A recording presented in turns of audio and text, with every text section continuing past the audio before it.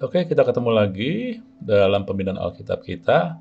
Di tahun ini, di awal tahun, dan temanya adalah The Humanity of Christ, atau kemanusiaan Kristus. Kita melihat ini sebagai sesi yang pertama. Langsung saja kita lihat ayatnya dari Yohanes 14, ayat 1 dan 4, saudara-saudara. Firman itu telah menjadi manusia dan diam di antara kita, dan kita telah melihat kemuliaannya, yaitu kemuliaan yang diberikan kepadanya sebagai anak tunggal Bapa, penuh kasih karunia dan kebenaran. Bapak Ibu, saudara-saudari semua, kalau saya baca firman, kadang saya mencari intisarinya, sehingga bisa melihat apa yang sedang ditekankan Roh Kudus. Dan dalam hal ini kita lihat ya, nggak selalu, tapi dalam hal ini yang Tuhan mau bicara dalam The Humanity of Christ adalah yang ditekankan di sini. Saya lihat firman itu telah menjadi manusia, diam di antara kita, penuh kasih karunia dan kebenaran. Kenapa ini menjadi penting? Ya, ini menjadi penting, saudara-saudari, karena firman menjadi manusia, Yesus menjadi manusia atau Tuhan menjadi manusia, itu adalah suatu kasih karunia dan kebenaran. Bukan hanya kasih karunia dan kebenaran karena Yesus menyediakan tubuhnya menjadi korban yang sempurna untuk penebusan dosa kita, tetapi juga ada hal lain lagi. Ketika dia menjadi manusia, dia juga membawa kemanusiaannya, humanity-nya. Dan ini berbicara tentang sisi manusia Yesus sebagai 100% manusia, yaitu menyangkut masalah kejiwaannya, jiwanya, perasaannya, dan emosionalnya. Begitu kira-kira, saudara. Ya, kenapa? Karena dengan mengetahui bahwa sisi emosional kita, ya, karena Yesus menjadi manusia dan memiliki sisi emosional seperti kita, maka menjadi lebih mudah buat kita untuk akrab dengan Tuhan. Bukankah kita bisa menjadi teman akrab, teman karib, teman intim, karena kita memiliki kesamaan, ya, emosi-emosi kita. Amin. Ya, kita nggak bisa memiliki teman akrab yang berbeda emosionalnya dengan kita. Ya. Nah, Tuhan kira-kira begitu, saudara. Ya, gambarannya, bayangannya, Tuhan mengerti karena dia mengalami. Jadi dia di dunia ini dia memperlihatkan, misalkan dia mengalami ketakutan ketika dia di Taman Getsemani berdoa, dia ketakutan sampai berpeluh darah. Dia mengalami sisi itu, walaupun Tuhan tidak pernah gagal. Yesus memperlihatkan bagaimana meresponnya. Amin. Ya, dia pun mengalami sisi emosional dalam hal dikecewakan, dikhianati, ya, dengan murid-muridnya. Bahkan saat saya juga percaya ada sebagian sisi yang seperti kita, ketika dia merasa ada satu hal yang juga dia gagal, dia merasa gagal secara emosional. Ya, secara emosional, bukan berarti secara fakta, secara emosional, ya, katakan ya. Kapan? Ya, Anda bayangkan, kalau Anda memiliki murid yang setelah mengikuti Anda 3,5 tahun, tidur bersama, tinggal bersama, lalu mengkhianati Anda, bukankah Anda merasa dalam sisi emosional, saya katakan lagi, bukan dari sisi fakta, emosional Anda merasa, aduh, kok saya nggak bisa mendidik dia? Bukankah begitu? Ya, jadi inilah yang Tuhan bisa rasakan, dan ini bisa membuat level ataupun membuat kita dan Tuhan menempatkan diri mengerti apa yang kita lalui. Bukankah kita kadang-kadang juga begitu? Misalkan kalau Anda melihat kok anak yang Anda didik ataupun siapapun juga, ya, sudah Anda didik benar-benar sudah sepenuh hati, sudah begitu lama, tapi kok masih tidak seperti yang kita harapkan untuk memenuhi uh, target yang kita inginkan, gitu. Ya, dan Tuhan tahu. Ya. Tetapi bedanya kita dengan Tuhan adalah Tuhan selalu merespon dengan benar. Amin. Ya. Oke. Nah, kemudian di ayat ini juga Anda melihat yang menarik tadi, bukannya firman telah menjadi manusia, kasih karunia dan kebenaran, adalah kasih karunia dan kebenaran, tetapi juga firman itu diam di antara kita. Ketika Yesus ada di muka bumi, maka secara fisik dia diam di tengah kita, artinya ada di tengah kita. Tapi sekarang, dia ada di surga. Amin. Lalu di mana dia di antara kitanya? Tetap ada, saudara. Yaitu Anda tetap bisa melihat dan mengalami secara kejiwaan dia ada. Artinya dia mengerti apa yang kita lalui secara emosional. Secara emosional dia maaf, dia tetap ada di tengah kita, saudara. Dia mengalami, dia mengerti, dan berjalan bersama kita melalui sisi emosional kita. Ini dia. Artinya Anda ada pendampingan. Ada orang yang ngerti. Anda pernah ngalamin ketika Anda pernah mengalami tekanan-tekanan emosi, lalu ada orang ya yang mengerti tentang jiwa Anda. Nah, itu dia. Nah, sekarang bedanya adalah mungkin secara fisik Anda tidak bisa melihat Tuhan, tetapi yakin bahwa Dia ada di tengah kita. Dalam arti Dia mengerti, memahami sisi emosional. Ya, maaf saya bicarakan di sini bukan secara teologi, saya bicara tentang relationship. Ya, relationship suatu hubungan itu akan menjadi indah dengan suatu keterikatan emosional. Sebagai suami istri, ya yang paling contoh yang paling terlihat ya, hubungan bisa dinikmati kalau kalian memiliki ya satu keterikatan ataupun pengalaman emosional yang sejalan atau sesama yang kita alamin. Nah, demikian juga Yesus mengalami sisi emosional dan dia tahu kita juga, maka kita bisa membina. Jadi Anda bisa melihat di sini akibatnya adalah ya kenapa itu kasih karunia buat kita. Salah satu bagiannya dalam sisi kejiwaan, bukan hanya dalam sisi penebusan, yaitu kita mungkin semakin mudah melihat bahwa Tuhan itu nyata dan mau bersama kita, mau intim. Karena keintiman itu bukan karena hanya terus bersama. Ya, Anda yang sudah istri tahu, ya Anda mungkin hidup bersama terus, tetapi tanpa ikatan emosional Anda nggak bisa intim. Oke? Ya, ini dia. Tetapi Tuhan mau intim kita. Makanya sisi emosional jiwanya dia alami apa yang kita alamin. Dan itu menunjukkan dia sangat sayang. Kenapa? Karena banyak sisi emosional kita yang negatif, yang jelek, tetapi dia tetap mau terima kita. Bukankah itu berarti dia sangat sayang? Amin. Dan dia tetap melihat hidup kita ini penting. Dan dia mau hadir, dia mau ikut terlibat. Tetapi dia bukan tidak pernah memaksa. Dia terlibat untuk menuntun, bukan menuntut, saudari. Inilah keindahan ikut Tuhan. Ya, demikian juga kalau kita mau membina suatu hubungan, ya, kita membina suatu hubungan, Anda pun harus bukan hanya sekedar kenal tahu, tetapi juga Anda harus ikut terlibat. Suatu hubungan yang baik, yang intim, ya, dengan teman, dengan siapapun juga, ya, kadang bukan tentang hal-hal yang hanya kelihatan kebersamaan, tetapi juga kebersamaan ataupun mengalami hal-hal emosional yang sama. Ya. Anda bisa melihat di dalam Perjanjian Lama, ya, sebelum Yesus lahir, Tuhan tetap peduli karena dia firman yang dia berikan firman, dan firman itu sebelum Yesus hadir sebagai manusia, firman tetap ada firman Perjanjian Lama, oke? Dan paling banyak ada di dalam Mazmur. Mazmur penuh dengan ekspresi emosi manusia dari pergumulan hidup.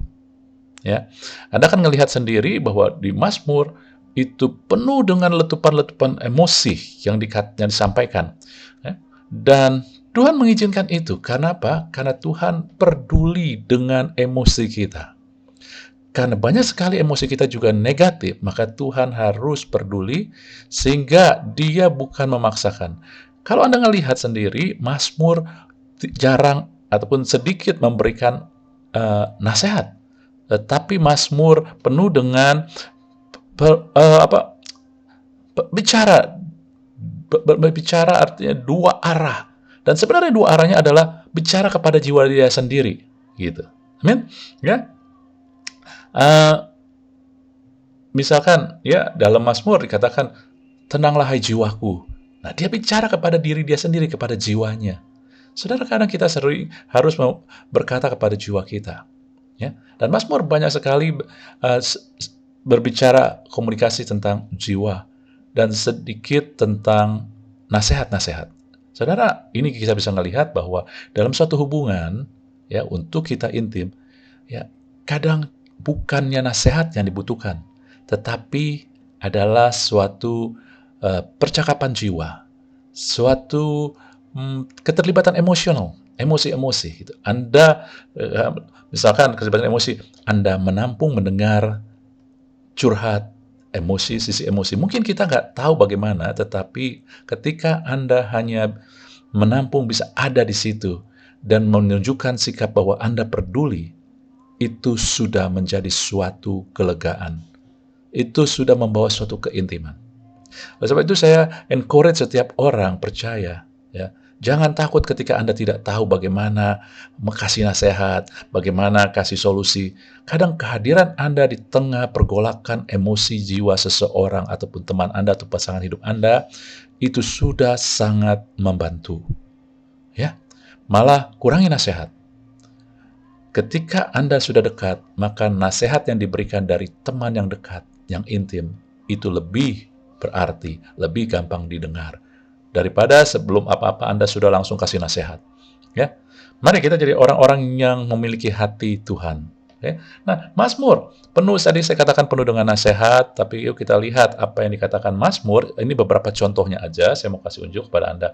Mazmur 6, seringkah Anda, ataupun pernahkah Anda, ya, Anda panik, ataupun mungkin Anda mulai khawatir. Kenapa? Ya, di sini dikatakan, ya, nanti Anda baca silakan sendiri, hanya memperlihatkan bahwa ini letupan emosional jiwanya. Tuhan, luputkan jiwaku, selamatkan aku, ya. Sebab di dalam maut tidak ada orang ingat kepadamu. Kenapa dia takut? Dia akan dipanggil pulang, meninggal, mati gitu ya. Kenapa? Di sini dia, sembuhkan aku. Sebab tulang-tulangku gemetar, dia sedang sakit parah. Ya? Kadang-kadang ketika sakit parah kita sudah berdoa sama Tuhan ataupun sakit yang cukup serius, gitu ya, nggak sampai parah, cukup serius.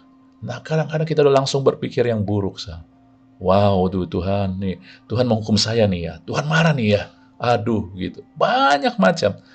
Dan ini letupan jiwa. Ingat ya, letupan jiwa bukan berarti menyatakan kebenaran ilahi.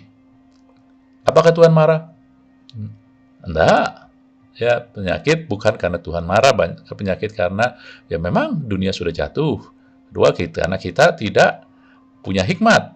Kita seenaknya aja kita melanggar ya hukum-hukum daripada kesehatan tubuh. Ya. Nah, ini dia. Jadi Anda bisa melihat, tetapi yang saya mau perhatikan adalah emosinya. Kemudian Anda melihat Mazmur 22.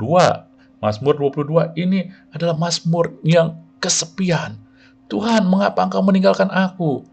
Hari-hari ini begitu banyak orang kesepian, ya, dan merasa nggak ada siapa-siapa yang mengerti. Anda tahu bahwa kesepian bukan nggak ada orang di sekitar Anda. Kesepian adalah nggak ada orang yang mengerti apa yang Anda lalui. Dan itu begitu menyiksa saudara-saudari.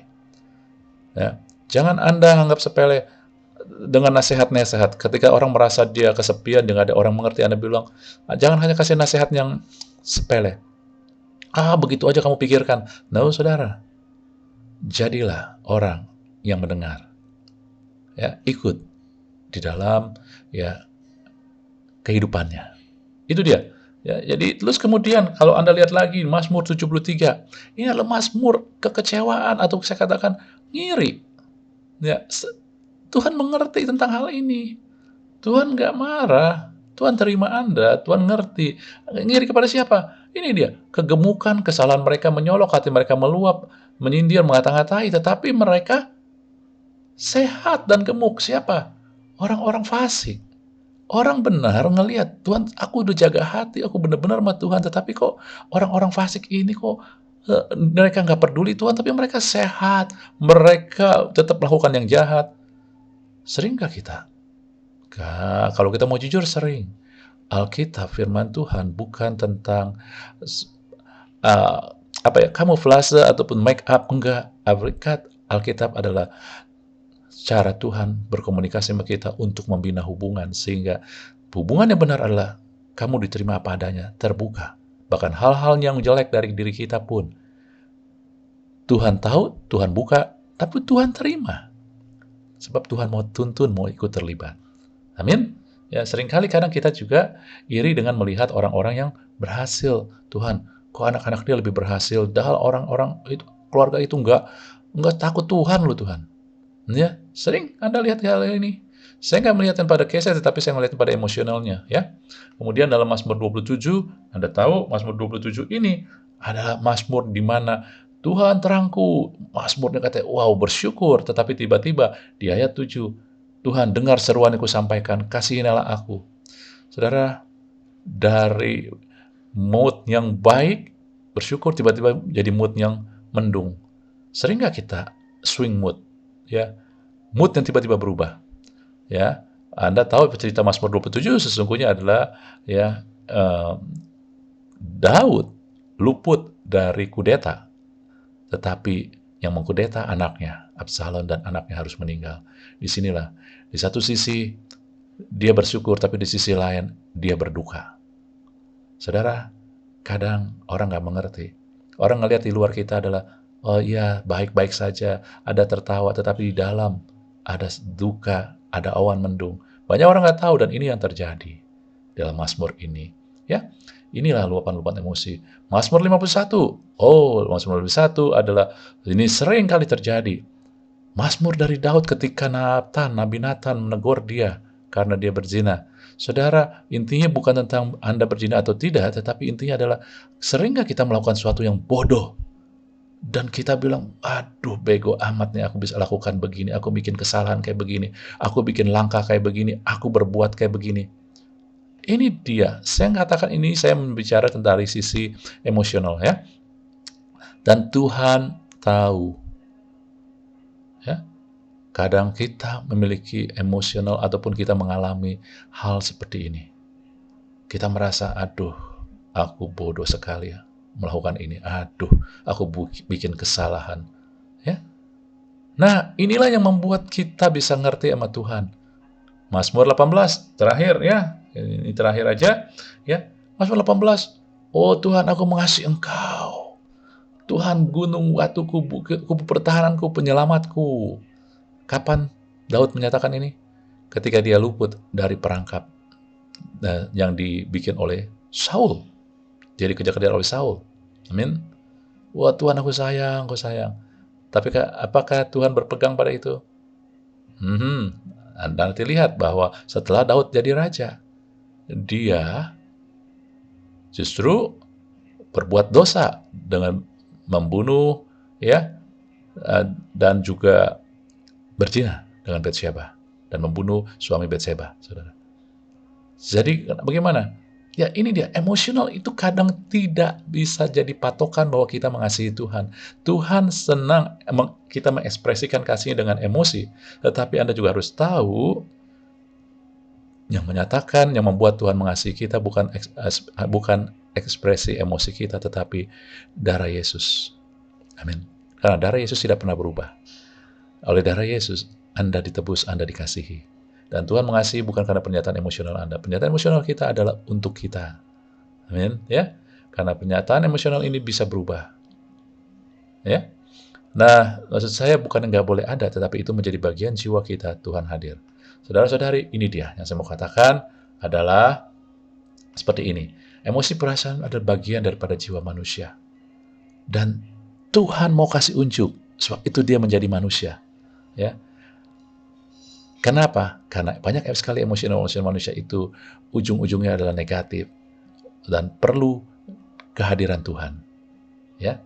Dan Tuhan mau terlibat. Makanya dia kasih unjuk bahwa ketika di dunia dia 100% manusia. Amin. Dia 100% manusia, Anda akan lihat nanti. Dan dia sangat mengasihi kita karena dia tahu kita punya sisi negatif, tapi dia tetap mau ambil bagian. Bukankah itu bukti dia sangat mengasihi kita? Dia tetap menerima sisi kemanusiaan kita, emosional kemanusiaan kita. Ya, dengan banyak kekurangan, kegagalan, tapi dia mau terlibat dengan kita. Amin. Saudara-saudari, itu dia yang Tuhan mau sampaikan di minggu ini. Kiranya memberkati kita semua. Tuhan berkati kita. Amin.